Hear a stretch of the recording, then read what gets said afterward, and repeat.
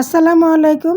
সবাই কেমন আছেন? আজকে ছোট্ট একটি ভিডিও নিয়ে চলে আসলাম। আজকে দুপুরে কী রান্না করা হলো সেই ভিডিও আজকে শেয়ার করব। তো আজকে অনেক দিন পর রান্না করলাম খুদের ভাত। তো খুদের ভাত কিন্তু ভালোই লাগে, আর সকালবেলা নাস্তাতে কিন্তু খুদের ভাত খেতে অনেক ভালো লাগে। তো সকালে যেহেতু খাওয়া হয় না, তাই আর কি দুপুরবেলা আজকে রান্না করলাম। কারণ সকালবেলা রুটি নাস্তা খেয়ে বা স্কুলে টিফিন যাই বানিয়ে দেয় না কেন, সেগুলো দিয়ে আর কি হয়ে যায়। তো এর জন্য ভাবলাম যে দুপুরবেলায় খুদের ভাতটা আর কি আজকে রান্না করব। তো খুদের ভাত তো খালি খাওয়া যায় না, খুদের ভাতের সাথে কিন্তু নানান ধরনের ভর্তার প্রয়োজন হয়। সেজন্য আর কি আজকে অনেক ধরনের ভর্তা আমি আজকে বানিয়েছি। তো খুদের ভাতটা আর কি বসিয়ে দিলাম।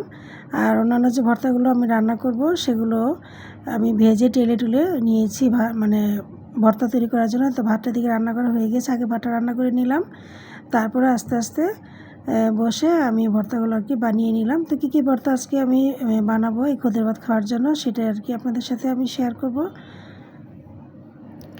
তো অনেকে অনেকভাবে খুদের ভাত রান্না করে থাকে, আজকে আমি একটু পোলার মতো করে রান্না করে দিলাম। আর পোলার মতো রান্না করলে কিন্তু খুদের ভাত খেতে ভালোই লাগে।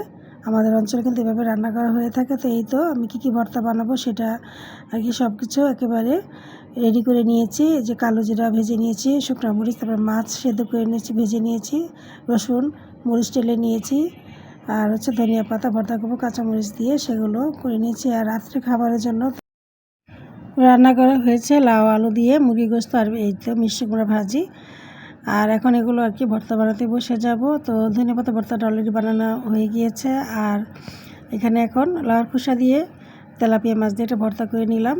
আর এই ভর্তাটা অনেক মজা, অনেক সুস্বাদু। যারা খেয়েছেন তারা একমাত্র বলতে পারবেন কত মজা এই ভর্তাটা। তো এই ভর্তাটা তৈরি করার সময় আমাকে হুমারের বাবা নিজে থেকেই ভিডিও করে দেয়।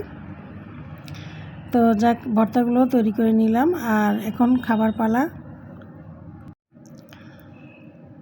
তো এদিকে চিংড়ি শুটকি ভর্তাটাও বানিয়ে নিলাম।